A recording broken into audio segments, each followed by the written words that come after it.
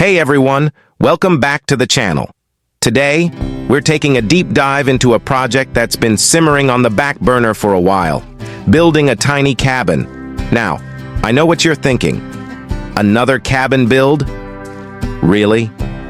But trust me, this one is different. It's not just about throwing up walls and a roof. It's about crafting a space that feels like home, a sanctuary amidst the wilderness, a testament to the power of hard work and a touch of creative flair. Plus, I'm injecting a whole lot of personal touches into this one. Because, let's face it, a cabin built with heart is a million times more cozy than one built from a blueprint. So where do we start? Well, the first step is always about the vision. I envisioned a cabin that was cozy and functional, a place where I could escape the everyday hustle and reconnect with nature. I wanted a place where I could sit back with a good book, maybe a cup of coffee, and just let my mind wander. And then there's Tina, my amazing wife. She had a clear vision for the interior, a dark stained ceiling that would bring a touch of drama and warmth. Now I'll admit, I was a little hesitant at first. I mean, a dark ceiling? Wouldn't that make the cabin feel smaller? But Tina insisted, and I trusted her vision. And let me tell you, it was the perfect choice for this cozy space. It added a touch of sophistication, a hint of mystery, and it really grounded the whole design. Plus, it gave me the opportunity to experiment a little, which is something I always enjoy. The next phase was all about the framework. I opted for a simple design, focusing on the fundamentals of sturdy walls and a solid roof.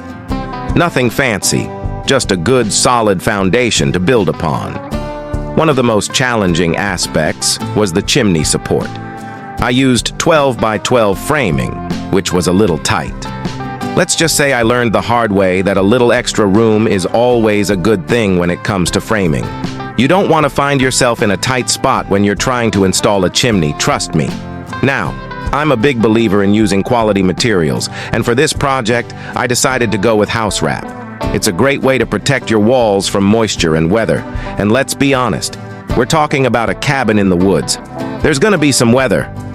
But here's where things get interesting.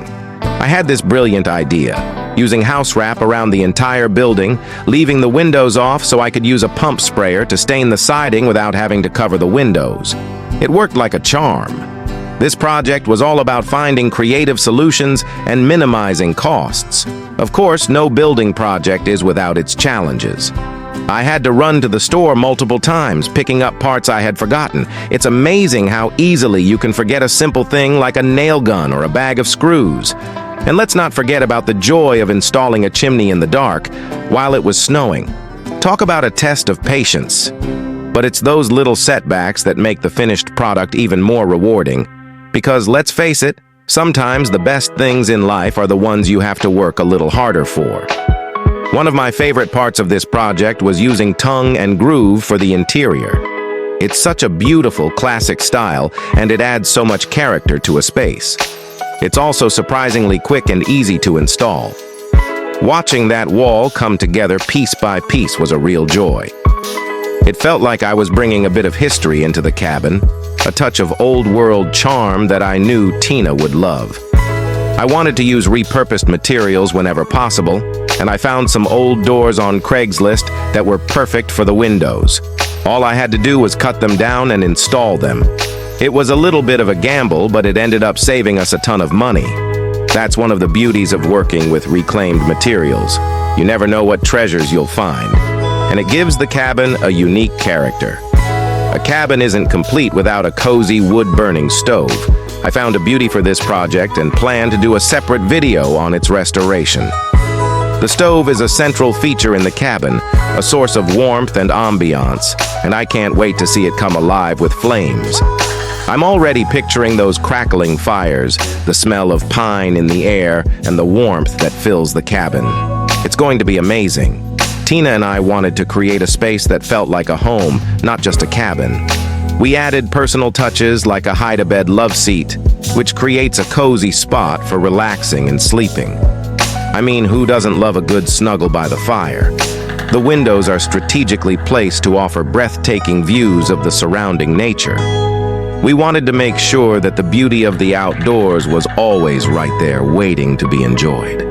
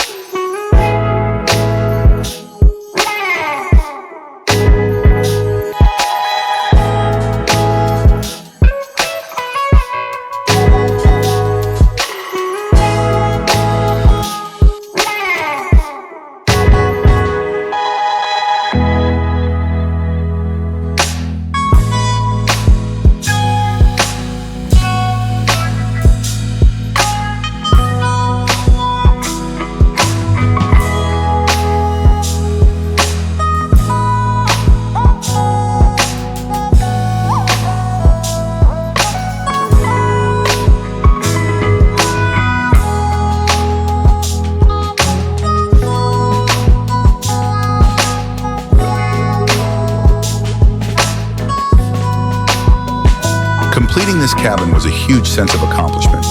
It was a labor of love, and I learned a lot along the way. I'm so proud of what we created together, a cozy retreat where we can escape the hustle and bustle of life and connect with nature. It's a place where we can recharge, relax, and just be ourselves. Building a tiny cabin is more than just a project. It's a journey of creativity, determination, and self-reliance. It's about pushing your limits, finding solutions to unexpected challenges, and reveling in the satisfaction of creating something beautiful and functional with your own hands. As I sit here in this cozy little cabin, surrounded by the beauty of nature, I feel a deep sense of gratitude for the opportunity to have built this haven. And I know that the memories we create here will last a lifetime. What are your dreams for a tiny cabin? What would you build if you had the chance? Share your ideas in the comments below, and let's inspire each other to bring those dreams to life.